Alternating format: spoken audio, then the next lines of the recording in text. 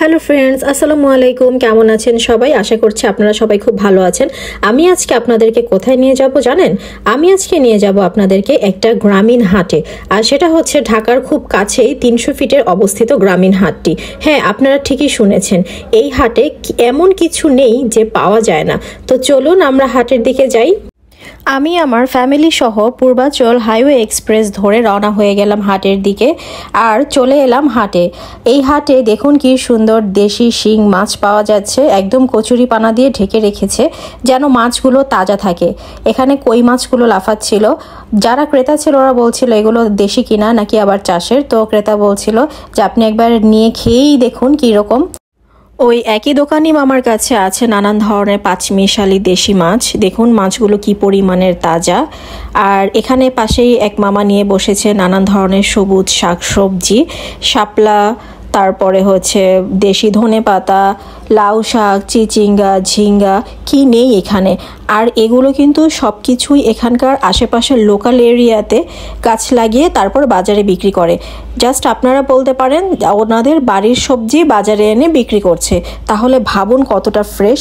আর হ্যান কোনো দেশি ফল নেই যেটা এখানে পাওয়া যায় না। আতা ফল, গাব, শুকনা বড়ই, করমজা, নানান ধরনের ফল ফলাদি সমারোহ এখানে। আপনারা যেই ফল পেতে চান দেশি ফল সেটাই এখানে পাবেন। দেখুন কি সুন্দর আমলকি, তারপরে নানান ধরনের দেশি কলা, ফ্রেশ ফ্রেশ কলা ঝুলে আছে। আচ্ছা, আপনারা এই ফলটাকে কি বলেন? এই ছোট ছোট ফলগুলোকে আমরা গাজীপুরের আঞ্চলিক ভাষায় ফেলাগোটা বলি। এই ফল খাওয়ার কিন্তু একটা মজার সিস্টেম আছে। দুই হাতে চেপে চেপে ফলটাকে প্রথমে নরম করতে হয়। নরম করার পরে ফলটা একটু দাঁত দিয়ে ফুটা করে ভেতর থেকে রসটা খেতে হয়। খুবই মজা খেতে, খুবই আনকমন আর খুবই মজাদার একটি ফল। এখানে তাজা সজনে পাতা, পেঁপে, লাউ, কাঁকরোল, মানে কি নেই এখানে। আর সব কিছু কিন্তু তাদের নিজস্ব চাষ করা, বাড়িতে বসে তারপর তারা হাটে এনে বিক্রি করে। আর এখানে দেখুন পাশেই আছে মিষ্টির মেলা। এমন কোনো মিষ্টি নেই যে এখানে নেই। আর প্রতিটা মিষ্টি হচ্ছে খাঁটি দুধের বানানো, দুধের তৈরি মিষ্টি এগুলো। তাই দামটাও কিঞ্চিত অন্যান্য মিষ্টির দোকানের তুলনায় একটু বেশি। কিন্তু ফ্রেশ জিনিস খেতে হলে তো দাম একটু বেশি দিতেই হবে। দেখুন কি মজাদার লোভনীয় সব মিষ্টি।